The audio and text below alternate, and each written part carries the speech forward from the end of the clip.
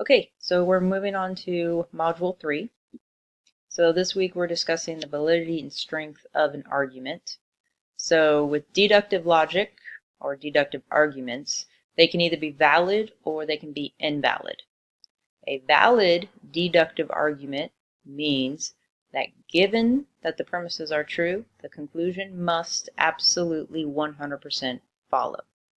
However, with inductive logic, they can either be strong or weak.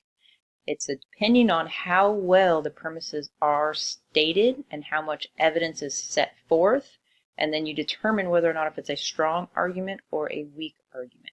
So with inductive logic, you are not guaranteed the conclusion, but you try really hard using credible sources, reliable information to show this is my opinion.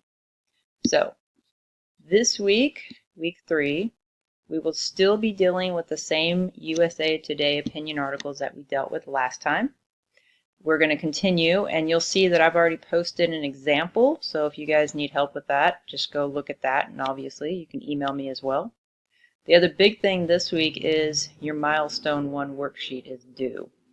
So you definitely want to go to the guidelines, and you want to go to the rubric, but you also want to pull up the Milestone 1 worksheet. When you do pull up the worksheet, you're going to see that there's basically 2 separate sections. The first section is just questions, and then they just want you to put answers. The second section is more of a fill in the blank. You do not necessarily need to do both sections. It kind of depends on the person that's writing. Some of you like to fill in the blank. Some of you like to just answer the questions. But do keep in mind that the better you do on your milestone projects, the easier it is to compile your final essay at the very end.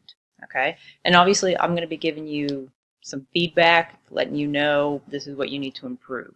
So a lot of times I'll word it for your final paper you will need to. So also take note, let's just pull up the rubric right fast. So if you'll notice here, proficient, needs improvement, or not evident. So a lot of times something can be proficient, so in other words you'll provide a brief overview of the topic, but if you'll notice for your final rubric there's also another category. So what I'm basically telling you is you met proficient for the milestone, but if you want to get more points then you need to improve on this. So even if you do get proficient, go ahead and go and look at that and make sure I didn't say you might want to add this. When it comes to the presented argument, make certain that you're actually listing the premises and the conclusion, just like we did in last week's discussion. Okay? Identifying key facts, research, and resources. One of the most important thing to notice is when there's not any resources. If there's no resources, that's telling you something. That's probably telling you it's a weak argument. And definitely when you describe the logic and reasoning, I want you to actually look for the weaknesses. How would this author make a stronger paper? That's what I'm looking for. It's a very important skill in critical thinking. And then obviously use spell check. Okay. If you need me, send me an email. I'm happy to help.